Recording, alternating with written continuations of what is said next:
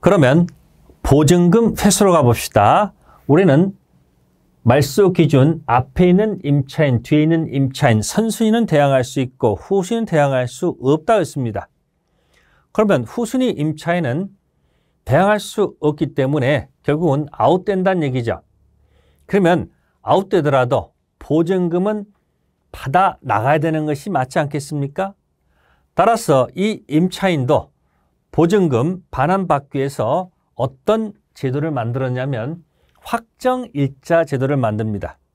그래서 대항 요건 구비하고 확정일자를 갖췄다면 확정일자입니다. 경락대금에서 우선 변제 받을 수 있는 기회를 부여합니다. 특히 대항할 수 없는 후순위는 반드시 확정일자가 있어야지 보증금 받아나갈 수 있다는 거죠. 어차피 대항할 수 없기 때문에. 그래서 경매 시 확정일자에 근거해서 배당 요구를 하게 되면 배당 받을 수 있다. 그런데 배당 요구를 하지 않잖아요. 그러면 배당에서 제외되고요. 후순위 관리자에게 배당되더라도 부당이득 반환 청구할 수가 없습니다. 그럼 보세요. 보증금 우선 변제죠. 특히 후순위로 들어가는 임차인은 대항할 수 없기 때문에 경락인의 경락대금에서 우선 변제 받을 수 있는 제도가 뭐다? 확정일자 제도라는 것. 그래서 대항 요건에다 확정일자 갖추면 됩니다. 후순위 권리자보다 우선 변제 받을 수 있다. 다음, 소액보증금 일정에 대한 최우선 변제입니다. 그러면 경매 신청 등기 이전 대항 요건을 구비한다면 확정일자는 관계가 없습니다. 그러면 최우선 변제 받기 위해서는 일단 그 보증금 기준 금액이 어떻게 되느냐. 그래서 큰 테마로 보겠습니다. 서울, 과밀, 광역시, 기타 지역에서 현재 보증금이 기준이 그렇다는 얘기입니다. 그러면 이 보증금 기준액 중에서 일정액을 최우선 변제해 주겠다는 얘기예요. 서울 같은 경우는 5,500만 원, 과밀은 4,800, 광역은 2,800만 원 이하, 2,500만 원 이하 이렇게 쭉쭉 나눠져 있습니다. 그러면 이 일정액은 여러분들이 선순위 담보권자보다도 먼저 변제받습니다.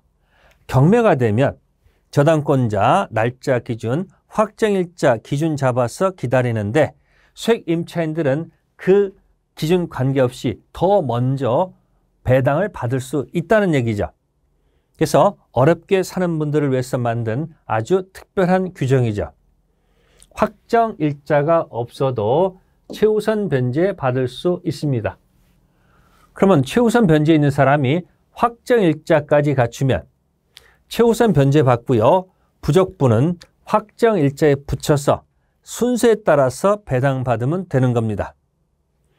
다음, 건물 명도 없이 경매가 가능하다. 무슨 얘기일까요? 기간 만료 후 주인이 보증금을 반환하지 않습니다. 이때 임차인께서 판결을 받아서 이 판결을 근거해서 이런 집행권에서 경매를 신청했을 때 특례를 두는 겁니다. 주택을 인도하지 않고 경매 신청할 수 있다는 사실이죠. 집을 비워주지 않고도 경매할 수 있습니다. 이게 일반법 전세권에서는 이행지체에 빠뜨린 다음에 경매 들어가야 됩니다. 그래서 일반법 전세권에서는 목적물 반환 플러스 말소 등기 서류를 제공해서 지체에 빠뜨린 다음에 경매 들어가는데 특별법 세계에서는 이행지체에 빠뜨리지 않고도 주택을 인도하지 않고도 경매 신청할 수 있는 특례를 둡니다. 그래서 어떻게 하냐면 경매 신청 시 반대 의무 이행 또는 이행 제공, 주택 인도하는 것이 집행 개시의 요건으로 하지 않는다는 거죠. 왜? 특별법 세상이니까 특별하게 주택 임차인을 보호하기 위해서 둔 제도. 다음, 임차권 등기 명령. 제목을 잘 기억하세요. 임차권 등기 명령이라는 제도를 기억할 것. 기간이 끝났습니다. 근데 주인이 보증금을 안 줍니다. 보증금 반환받지 못한 상태에서 그냥 이사를 간다? 점유가 상실되죠? 그 순간 기존의 대항력 확정일자 날아갑니다. 그래서 기존의 대항력 확정일자를 그대로 유지하는 제도가 임차권 등기 명령입니다. 그래서 주택소소지관할법원에 임차권 등기 명령을 신청해서 기각당하지 않고 경료, 등기부에 기재가 된 다음에 경과 완료된 다음에 이사 가시면 됩니다. 그러면 이 명령의 효력은 이사 가더라도 대항력권을 상실하더라도 자, 이미 취득한 대항력 우선 면제권 상실하지 않습니다. 그대로 유지하는 제도입니다. 임대 내 보증금 반환과 임차 내 등기 말소문은 동시행관계가 아니라는 것. 우리가 앞에서 동시이행관계에서 동시행관계가 인정되지 않는 것, 허가받지 않는 명령은 무효이니 회수할 것, 허가받지 않는 명령, 임차권 등기 명령, 임차권 등기 명령에 따라서 기재를 하고 이사 가는 순간 이미 주인은 이행지체에 빠진 겁니다.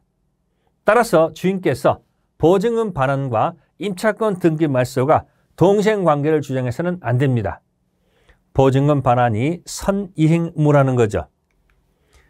그래서 선이행 의무라는 거 같이 기억해 두시고 임차권 등기된 이후 임차한 수익 임차인 또 수익이니까 최우선 면제를 임차권 등기보다 먼저 해준다면 임차권 등기한 의미가 없지 않겠습니까?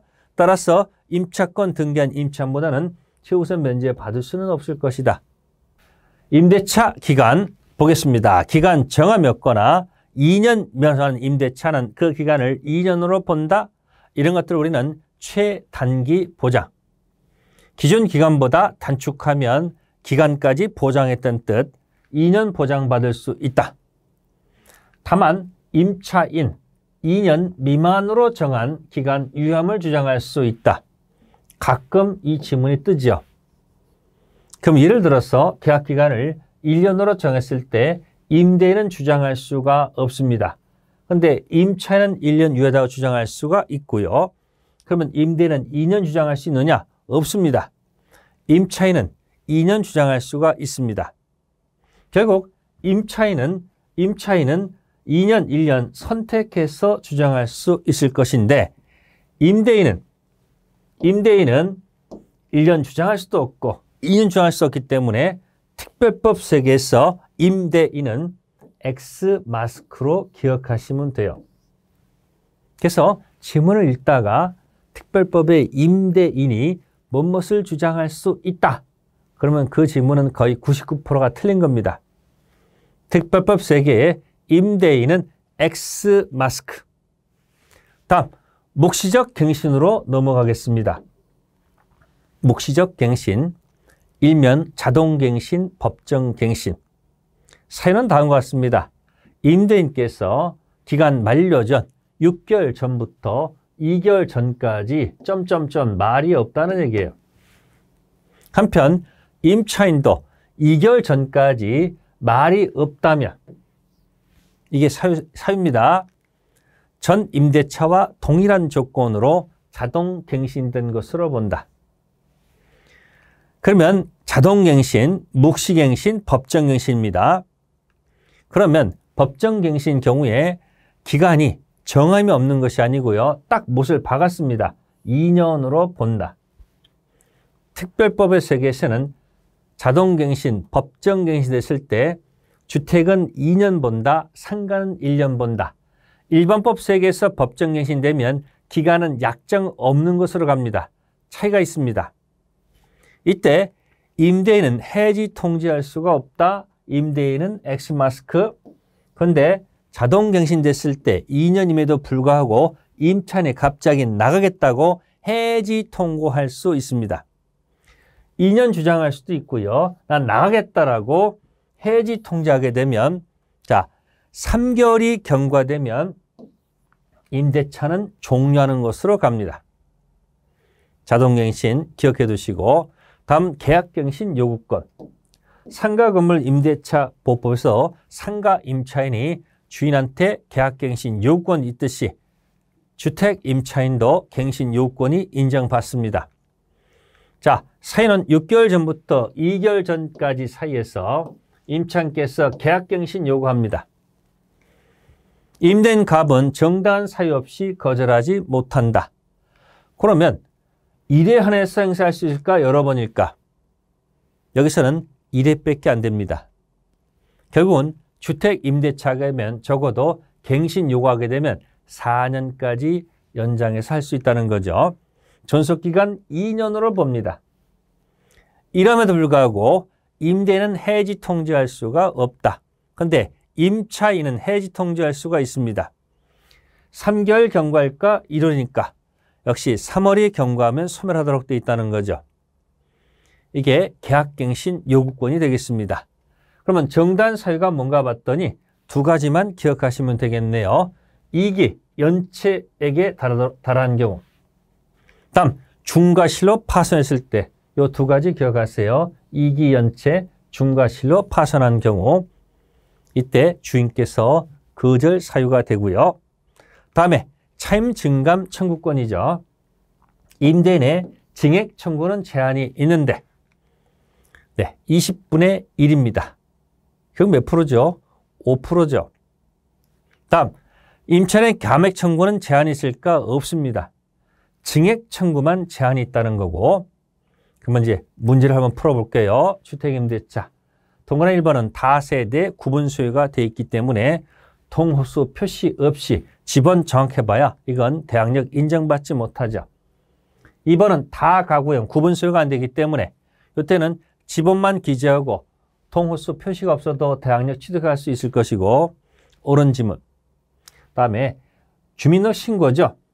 이건 판례제도입니다. 행정청 수리냐 도달이냐. 지금은 도달한 때 효력이 발생한다. 아닙니다. 판례는 행정청 수리했을 때. 네 번째 거 보세요. 선순위 저당권이 이미 존재하고 있습니다.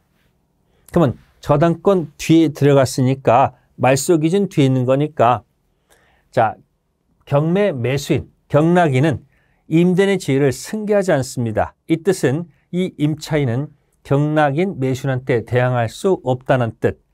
같은 거죠. 경락인 매수인은 임대인의 지위를 승계하지 않습니다. 다섯 번째, 우선 변제권이죠. 확정일자 우선 변제권은 주택에만 미치는 것이 아니고 대지 환가대금에도 미칩니다. 임차인에게 유리하게 해석하고요. 여섯 번째입니다. 소액 임차인.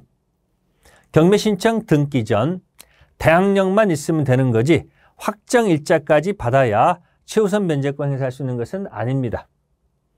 경매 신청 등기 전까지 주택 인도 플러스 주민 등록 이걸 요건으로 최우선 변제 받는 거지 확정일자까지 요구하지는 않습니다. 다음 묵시적 갱신이죠. 자동갱신입니다. 이때 특별법 2년으로 본다는 사실을 기억하셔야 합니다. 그래서 옳은 지문이 되겠습니다.